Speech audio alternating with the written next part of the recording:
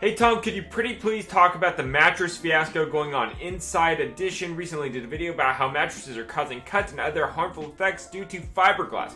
They included a warning label but still included a zipper to remove the cover. I assume they could sue, but I have no idea if they could. Okay, let's take a look at it.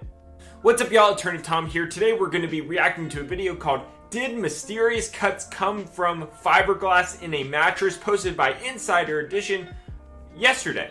So let's jump right into it. Ultimately, the question I'm going to be trying to answer is, can the affected party sue? Or I should say more specifically, could they potentially win? Because anybody can sue for anything, but that doesn't mean you're going to win. All right, let's go. Why was this little girl waking up with bruises and cuts on her legs? Her mom says there was a hidden danger inside her mattress. Could it happen to you? Here's Lisa Guerrero. It was a baffling mystery. What was leaving little Analia all cut up and bruised? Can you describe her injuries? She had two big red blotches on the back of her calves, red, itchy, blotchy skin. It came as a shock when mom, Vanessa Gutierrez, said she finally identified the source of her daughter's injuries, the mattress. She says it was from a Zinus foam mattress like this one, which is sold at Amazon, Walmart, Target, and other stores. I started going down to the negative review. Okay, so right off the bat, we need to classify damages, right? Because you can have the most egregious lawsuit in the world or egregious fact pattern in the world, but if nobody was hurt, damages are what drive civil lawsuits. Ultimately, the only thing a civil court can award is money damages. There are no other remedies. Nobody's going to go to jail. Nobody's going to have to do community service. It is strictly how much money does the plaintiff recover, if any. And damages can be in various forms. Economic damages, such as the cost to purchase the mattress, the cost of replacing a mattress, the cost of the identification of the problem, the cost of throwing away clothes that you slept on the mattress on if it ends up being, if there's fiberglass everywhere. And then from the injury standpoint, the cost of going to the hospital, the cost of pain and suffering, the cost of permanent disfigurement.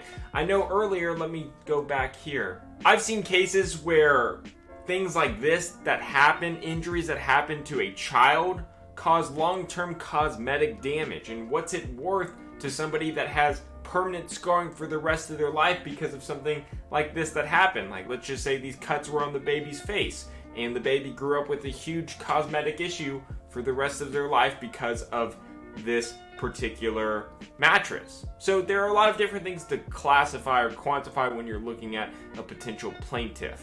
I started going down to the negative reviews on Amazon, on the Zinus review for this mattress, and it said fiberglass, and I couldn't believe I was sleeping on it. Vanessa said the fiberglass, which is commonly used in mattresses as fire retardant, had apparently leaked out, cutting into Analia's skin and leaving tiny fiberglass particles everywhere. Covered in fiberglass in the black clothing. What is all this? This was our clothes. This was many years of clothes that we had, accumulated over the years, but it's all trash. This is thousands of dollars worth of your life. These are clothes, furniture, your bed. It's all gone. This is not a...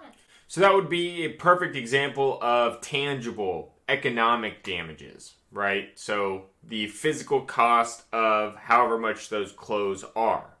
Those are damages suffered by the plaintiff because they were exposed to fiberglass. An isolated incident. Families across the country say that their mattresses have wreaked havoc on their lives. By a show of hands, has this mattress actually hurt you or a family member physically? All these people say the fiberglass in their Zinus mattress left their homes contaminated. My husband, he took a flashlight and noticed that there was shiny stuff all over our house. We had to end up throwing out all of our stuff. I had trash bags full of comforters and bedding and clothes, just lined up in the living room, just to throw out. Much of the contamination apparently took place when people unzipped the mattress cover to wash it. That act led to fiberglass spreading everywhere. Look how much I have on my shirt. The mattress manufacturer, Did you see that? Zinus... Hold on, let's go. Oh my God. That is bad. That is bad. Glass spreading everywhere. Look how much I have on my shirt. The mattress manufacturer, Zinus, says it clearly warns customers not to take off the cover. There's a zipper on it. You would think you can wash it if there's a zipper on it. Zinus insists its mattresses are safe and that fiberglass is an effective fire retardant, and they point to thousands of satisfied customers. She still has a little bit of scarring on her leg. But based on her experience, Vanessa Gutierrez urges all of us to be on the lookout for fiberglass in your mattress. It was just devastating. Okay, so let's go back to the warning label. Zinus is essentially going to argue operator error. They're going to say that the individuals who were affected by this weren't using the product correctly. In product liability cases, which this would be one, there are three main causes of action: failure to warn, design defect, product defect. Failure to warn exactly as it sounds. You do not warn of the dangers of this product. Here, you can clearly see the do not remove cover, but is that an adequate warning? I would argue no, because a reasonable person is going to think that they can remove the top sheet, the comforter, to wash it, because that's what you do with sheets, you wash them. So I would argue that this is not an adequate warning. It should say, do not remove cover, because if you remove this cover, fiberglass will get everywhere. Please really do not remove this cover. It should be huge. It should be legible. I don't know what this means. I could just mean, don't remove, the zipper or what's inside the zipper. I don't know what's inside a mattress zipper. So I would argue failure to warn. Moving on to the design defect, I would argue that this would be a design defect as well. A design defect means that the product was negligently designed. So when it was created, when the product was produced, there were no errors in the production. The people making the mattress made it exactly according to plan. But the entire product was flawed from the very start because it was negligently designed. It sounds like fiberglass is common, or it's a common practice to put in mattresses to reduce the risk of fires.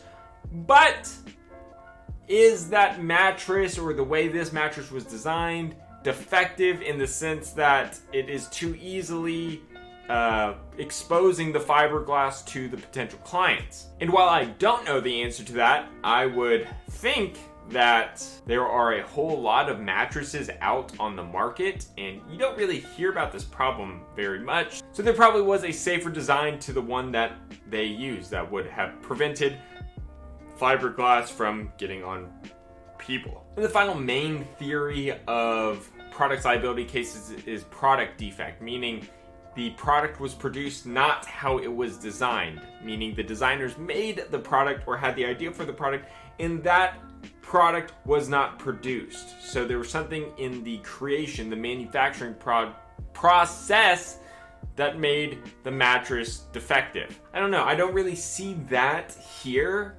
because it's happening at such a widespread level, although that doesn't really necessarily mean anything. But they're not alleging that, 1 out of every 10 mattresses or mattresses from this particular assembly line are defective.